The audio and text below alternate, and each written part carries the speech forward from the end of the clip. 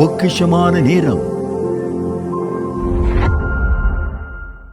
கிறிஸ்துவுக்குள் பிரியமானவர்களே, இந்த பொக்கிஷமான நேரம் நிகழ்ச்சியின் மூலமாக உங்களை சந்திப்பதிலே நான் மிகுந்த மகிழ்ச்சி அடைகிறேன். கடந்த 11 மாதங்கள் கர்த்தர் நம்மை கண்மணி போல பாதுகாத்து வந்தார். அவர் அதிசயமாக வழிநடத்தி வந்தார். நேற்றுதான் ஜனவரி மாதம் 1ஆம் தேதி ஆரம்பித்தது போல காணப்பட்டது. ஆனால் இன்றைக்கு நாம் டிசம்பர் மாதத்திலே கடந்து வந்திருக்கிறோம் என்பதை பார்க்கும்போது அதிசயமாக இருக்கிறது, ஆச்சரியமாக இருக்கிறது. கர்த்தர் நம்மை நடத்தி வந்த விதம் ஒவ்வொன்றையும் பார்க்கும்போது எவ்வளவு ஆச்சரியம். 11 மாதங்கள் நமக்கு பலவிதமான சூழ்நிலைகள் கடந்து வந்தது உண்மைதான். ஆனால் அந்த சூழ்நிலையிலிருந்தும் கர்த்தர் நம்மை பாதுகாத்து வந்தாரே, அவர் எவ்வளவு மகிமையான தேவன். இந்த டிசம்பர் மாதத்திலே வாக்குத்தத்த வசனமாக கர்த்தர் என்னோடு இடைப்பட்ட வசனம் யாத்ராகம புஸ்தகம் 14வது அதிகாரம் 14வது வசனத்திலே, கர்த்தர் உங்களுக்காக யுத்தம் பண்ணுவார், நீங்கள் சும்மா இருப்பீர்கள். உங்களுக்காக யுத்தம் பண்ணுகிறவர் நம்முடைய கர்த்தாதி கர்த்தர், தேவாதி தேவன். உங்களுடைய சூழ்நிலைகளிலே அவர் யுத்தம் செய்து கொண்டிருக்கிறார். நீங்க போராட வேண்டிய அவசியம் இல்லை. அவர் உங்களுக்காக யுத்தம் செய்ய ஆயத்தமாக இருக்கிறார். அவர் உங்கள் பட்சத்தில் நிற்கிறார். மனிதனால் செய்ய முடியாத காரியத்தை நம் தேவன் செய்து முடிக்கிறார். இஸ்ரவேல் ஜனங்களை எகிப்து தேசத்திலிருந்து, அடிமைத்தனத்திலிருந்து மீட்டெடுத்து தேவன் நடத்தி வந்த நேரத்திலே அவர்களுக்கு எதிராக செங்கடல் ஆர்ப்பரித்து கொண்டு நின்றது. அவர்களால் அந்த கடலை எப்படி தாண்டுவது? இந்த செங்கடல் எங்களுக்கு முன்பாக நிற்கிறதே, இந்த செங்கடல் எங்களுக்கு விரோதமாக நிற்கிறதே, இதை எப்படி நாங்கள் கடந்து போவோம் என்கிற ஒரு மிகப்பெரிய கேள்வி இந்த இஸ்ரவேல் ஜனங்களுக்கு காணப்பட்டது. அவர்கள் மோசேயின் இடத்திலே கேட்டபொழுது, எகிப்திலே எங்களுக்கு பிரேதக்குழி இல்லை என்றா இப்படி எங்களை கூட்டி வந்தாய் என்று மோசேயின் இடத்திலே அவர்கள் வாக்குவாதம் செய்தார்கள். ஆனால் நாம் ஒன்று புரிந்து கொள்ள வேண்டும், மனிதனால் செய்யக்கூடாத காரியத்தை கர்த்தர் நமக்காக செய்து முடிக்கிறவர். நம்முடைய சூழ்நிலைகளிலே காணப்படுகிற கடினமான காரியங்களிலே அவர் அதை எளிதாக நிறைவேற்றி முடிக்க அவர் போதுமானவராக இருக்கிறார். இது என்னுடைய போராட்டம், நான் செயல்படுகிறேன், நீ அமர்ந்திரு என்று ஆண்டவர் நம்மோடு கூட பேச விரும்புகிறார். இந்த மாதத்தில் மனிதனால கூடாத காரியத்தை தேவன் உங்களுடைய வாழ்க்கையிலே அதிசயமாக செய்ய போகிறார் என்பதை நீங்கள் அமர்ந்திருந்து பார்க்க போகிறீர்கள். நீங்கள் சும்மா இருக்க போறீங்க, உங்களுக்காக கர்த்தர் யுத்தம் பண்ண போகிறார். 2 நாளாகமம் 20வது அதிகாரம் 15வது வசனத்திலே நாம் வாசிக்கிறோம், இந்த யுத்தம் உங்களுடையதல்ல, தேவனுடையது என்று கர்த்தர் யோசபாத் ராஜாவுக்கு விரோதமாக 3 ராஜ்யங்கள் கடந்து வந்தது. அந்த நேரத்தில் அந்த யோசபாத் ராஜா மிகுந்த கலக்கத்தோடு காணப்பட்ட நேரத்திலே யோசபாத் ராஜாவுக்கு தீர்க்க தரிசனமாக உரைக்கப்பட்டது, இந்த யுத்தம் உங்களுடையதல்ல, கர்த்தருடையது. கர்த்தர் உங்களுடைய யுத்தத்தை பார்த்து கொள்வார். பிரியமானவர்களே, சும்மா இருப்பது என்றால் என்ன? நாம் செயலற்று போகிறோம் என்பதை குறிக்கிறதா? இல்லை பிரியமானவர்களே. சும்மா இருப்பது என்பது ஆவிக்குரிய அர்த்தங்களை காண்பிக்கிறது. முதலாவதாக கவலையை விட்டு விடுகிறதை காண்பிக்கிறது. 1 பேதுரு 5வது அதிகாரம் 7வது வசனத்திலே நாம் வாசிக்கிறோம், அவர் உங்களை விசாரிக்கிறவரானபடியால் உங்கள் கவலைகளை எல்லாம் அவர் மேல் வைத்து விடுங்கள்.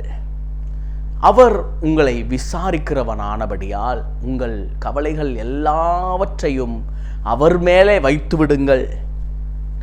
நீங்க கவலைப்பட்டது போதும். கவலை மேல கவலையை நீங்க சுமந்து கொண்டே, பாரத்தை ஏற்றிக்கொண்டே நீங்க போகாதீங்க. உங்க கவலை எல்லாத்தையும் என்ன செய்யுங்க? ஆண்டவரிடத்துல ஒப்படைச்சு விடுங்க. ஆண்டவர் கரத்தில் நீங்க கொடுத்துருங்க. அவர் உங்களை கண்மணி போல பாதுகாப்பார். அவர் உங்களை அரவணைத்து அவர் நடத்தி செல்வார். அவர் நடத்தி செல்லுகிற விதங்கள் ஆச்சரியமாக இருக்கும். நீங்க செஞ்சு பாருங்க. உங்க கவலை எல்லாத்தையும் ஆண்டவர் கரத்துல ஒப்படைச்சு பாருங்க. அவர் பார்த்து கொள்வார். அவர் யெகோவா ஈரேவாக இருந்து உங்களுடைய வாழ்க்கையிலே செயல்படுவார். யெகோவா ஈரே என்று சொன்னால் கர்த்தர் பார்த்து கொள்வார் என்று அர்த்தம். அவர் பார்த்து கொள்வார். பிரியமானவர்களே, நீங்க கவலைப்பட வேண்டாம். இந்த வசனத்திலே பார்க்கிற சும்மா இருப்பீர்கள் என்று சொன்னால் கவலை வேண்டாம், வேதனை வேண்டாம், துக்கம் வேண்டாம். உங்கள் துக்கம் சந்தோஷமாக மாறும் என்று நாம் வேதத்திலே வாசிக்கிறோம். நீங்க துக்கத்தோட இருக்கிறீங்களா, வேதனையோட இருக்கிறீங்களா, கண்ணீரோட இருக்கிறீங்களா? உங்க கண்ணீரை துடைக்க அவர் போதுமானவராக இருக்கிறார். பிரியமானவர்களே, உங்கள் கண்ணீரை துடைக்கிறார். உங்க கவலையை அவர் கரத்துல அவரிடத்துல ஒப்படைத்து விடுங்கள். அவர் பார்த்து கொள்வார். சும்மா இருப்பது என்றால் அடுத்ததாக அந்த ஆவிக்குரிய அர்த்தம் என்ன காண்பிக்கிறது? ஏசாயா தீர்க்க தரிசன புஸ்தகத்திலே 30வது அதிகாரம் 15வது வசனத்திலே, நீங்கள் மனம் திரும்பி அமர்ந்திருந்தால் ரட்சிக்கப்படுவீர்கள், அமெரிக்கையும் நம்பிக்கையுமே உங்கள் பலனாயிருக்கும். நம்பிக்கை உங்கள் பலனாயிருக்கும். சும்மா இருப்பது என்றால் என்ன? நம்முடைய இருதயத்தில் நம்பிக்கை இருக்கும் என்று சொன்னால், என் சார்பாக ஒருவர் இந்த வேலையை செய்து முடிப்பார் என்கிற நம்பிக்கை நமக்கு எப்போது கடந்து வருகிறதோ அப்போதுதான் நாம் சும்மா இருக்க முடியும், நம்ம அமர்ந்து இருக்க முடியும், நம்ம உட்கார்ந்து இருக்க முடியும். இல்லை என்று சொன்னால் நம்முடைய இருதயம் படபடக்கும். அங்கே நம் வேலையாய் யார் போவார், நாம் செய்ய வேண்டிய வேலையை யார் அங்கே செய்து முடிப்பார் என்கிற படபடப்பு நமக்கு காணப்படும். ஆனால் கர்த்தர் பேரில் நாம் நம்பிக்கையை வைத்திருப்போம் என்று சொன்னால் அந்த நம்பிக்கை பலனை தருகிறது. அந்த பலன் நம்முடைய மோசமான நிலையில நமக்கு விரோதமாக செயல்பட்டு கொண்டிருக்கிற, நமக்கு விரோதமாக புயல் காற்று அடித்து கொண்டிருக்கிற நேரத்தில் நாம் அமைதியாக அமர்ந்து இருக்கக்கூடிய பலனை இந்த நம்பிக்கை கொடுக்கிறதே. நாம் ஆண்டவர் மேலே நம்பிக்கை உள்ளவர்களாக நம்ம நம்பிக்கை வைத்து சும்மா இருப்போம் என்று சொன்னால் கர்த்தர் நம்முடைய வாழ்க்கையிலே அதிசயமான காரியங்களை செய்ய அவர் போதுமானவராக இருக்கிறார். அடுத்ததாக 46வது சங்கீதம் 10வது வசனம் இப்படியாக சொல்கிறது, நீங்கள் அமர்ந்திருந்து நானே தேவன் என்று அறிந்து கொள்ளுங்கள். ஆண்டவருக்கு முன்பாக அமைதியாக அமர்ந்திருங்கள். நீங்க சும்மா இருப்பீர்கள் என்பதற்கான அர்த்தம் அமர்ந்திருங்கள் என்று அர்த்தம். நீங்க அமர்ந்திருந்து பாருங்க, ஆண்டவர் உங்களுடைய வாழ்க்கையில செய்கிற அதிசயத்தையும் அற்புதத்தையும் உங்களால் பார்க்க முடியும். உங்களுக்காக அவர் யுத்தம் செய்ய, உங்களுக்காக அவர் போராடுவதற்கு ஆயத்தமாக இருக்கிறார். நீங்க செய்ய வேண்டியது அவர் மேல நம்பிக்கை வைத்து, உங்களுடைய கவலைகளை அவர் மேல வைத்து விட்டு சும்மா இருங்க. சில நேரங்களில் நாம் கஷ்டமான சூழ்நிலையில, வேதனையான சூழ்நிலையில பேசாமல் இருப்பது நல்லது. இந்த இஸ்ரவேல் ஜனங்கள், எங்களுக்கு எகிப்திலே பிரேதக்குழிகள் இல்லை என்றா? எகிப்தின் அடிமைத்தனத்திலிருந்து ஆண்டவர் இவர்களை பல இன்னல்களான சூழ்நிலைகளிலிருந்து கூட்டி வரும்போது இந்த இஸ்ரவேல் ஜனங்கள் எளிதாக முறுமுறுத்து பேசின காரியம், நாங்கள் அந்த அடிமைத்தனத்திலேயே இருந்திருப்போமே என்று அவர்கள் பேசி கொண்டிருந்தார்கள். அப்படி பேசுவதை காட்டிலும் சும்மா இருப்பது நலம். நீங்க சும்மா இருங்க, பேசாதீங்க, அவிசுவாசமான வார்த்தைகளை பேசாதீங்க. ஆண்டவரை துக்கப்படுத்துற மாதிரியான காரியத்தை நீங்க உங்க வாயிலிருந்து தயவு செஞ்சு பேசாதீங்க. ஆண்டவர் செயல்படுகிற விதங்கள் வித்தியாசமாக இருக்கும். உங்களுக்கு போராட்டம், கஷ்டம், கவலை, இது போன்ற காரியங்கள் வருகிறது உண்மைதான். ஆனால் அதன் மூலமாக அவர் செய்கிற காரியங்கள் அதிசயமாக இருக்குமே. அதை நீங்க கொஞ்சம் பொறுமையோட சும்மா இருந்து பாருங்க, கர்த்தர் உங்களுக்காக யுத்தம் பண்ணுவார். ஒருவேளை போராட்டம் நமக்குரியதாக காணப்பட்டாலும் அதன் மூலமாக கர்த்தர் வெற்றியை நமக்கு கொடுக்கிறார். இந்த நேரத்தில் நீங்கள் பலவிதமான போராட்டங்களில் இருக்கலாம். குடும்ப பிரச்சனைகள், நோய், பொருளாதார சிக்கல்கள், ஒர்க் ஸ்ட்ரெஸ், ஸ்பிரிச்சுவல் வார், ஆவிக்குரிய நிலைமையிலே உங்களுக்கு போராட்டம் அதிகமாக கடந்து வரலாம். ஆனால் நீங்கள் யோசிக்க வேண்டிய ஒரு காரியம், யுத்தம் உங்களுடையதல்ல, கர்த்தருடையது. அவர் பார்த்து கொள்வார். அவர் அதிசயமான விதங்களிலே அவர் செயல்படுவார். பிரியமானவர்களே, செங்கடலின் அனுபவத்தின் மூலமாக நாம் கற்றுக்கொள்கிற பாடங்கள் என்ன? ஏசாயா 43வது அதிகாரம் 16வது வசனம், சமுத்திரத்திலே வழியையும் வலிய தண்ணீர்களிலே பாதையையும் உண்டாக்கி. கர்த்தர் நம்முடைய வாழ்க்கையிலே சமுத்திரத்திலே வழியை உண்டு பண்ணுகிறார். சமுத்திரத்திலே வழி எப்படி உருவாகும்?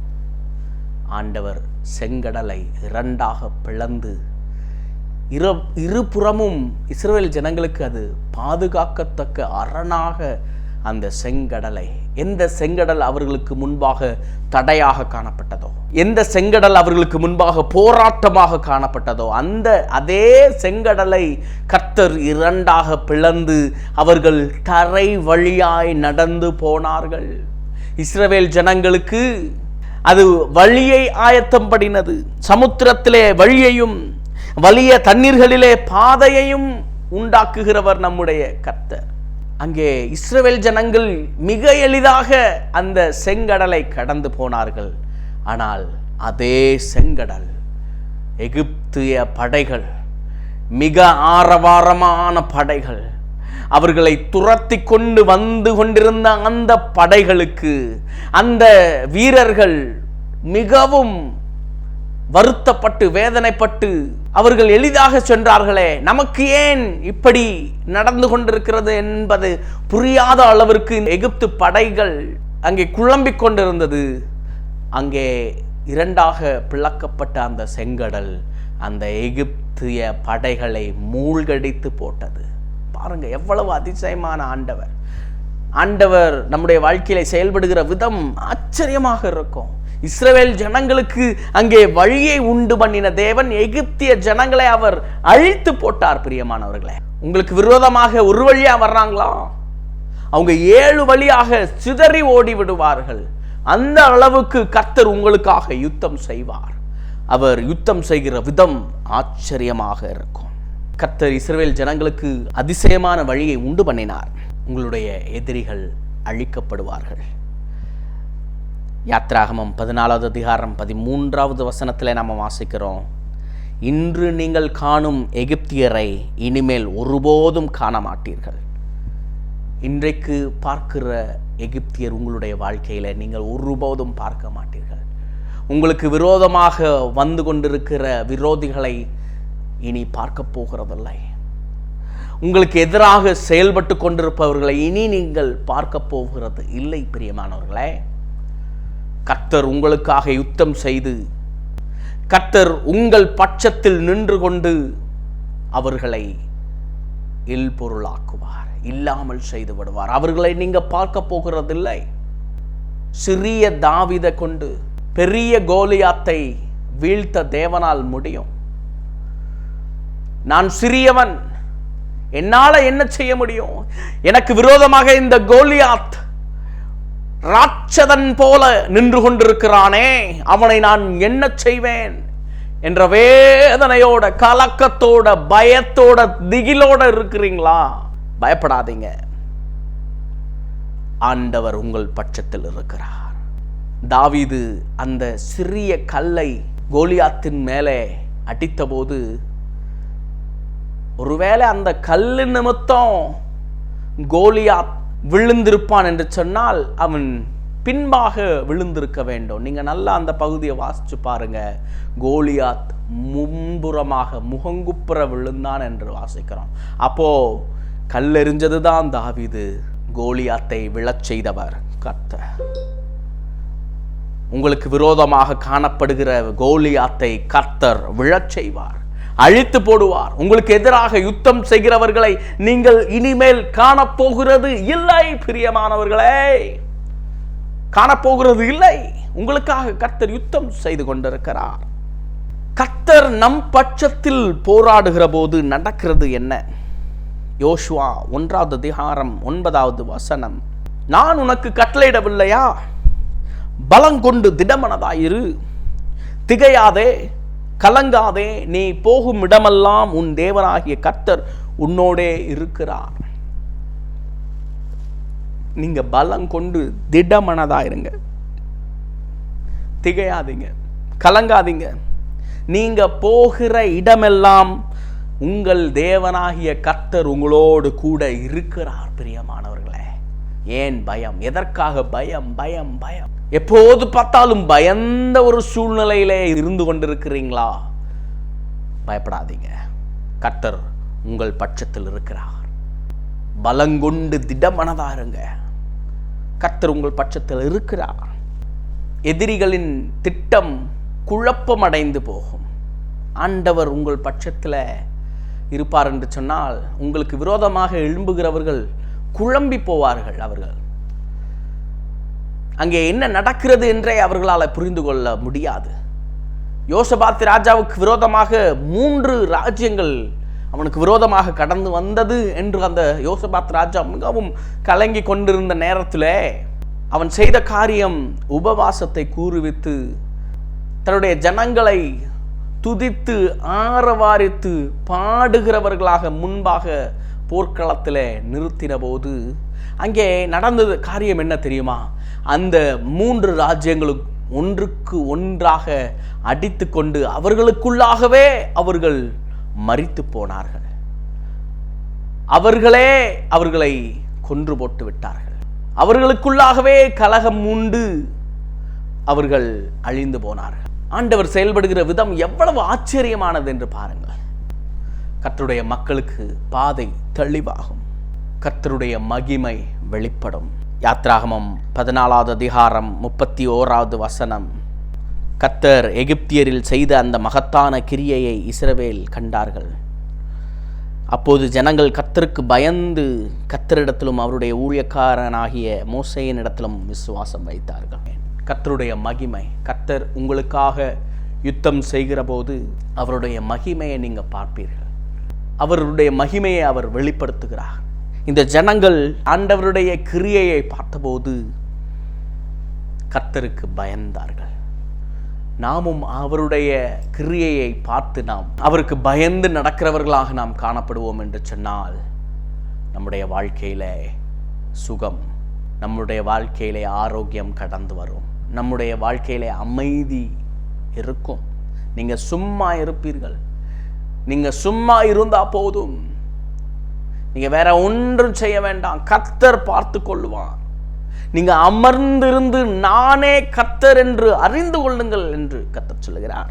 இன்றைய தினத்தில் கர்த்தர் உங்களோடு கூட பேச விரும்புகிற காரியம், மகனே மகளே, பயப்படாதே, நான் உனக்கு முன் செல்கிறேன்.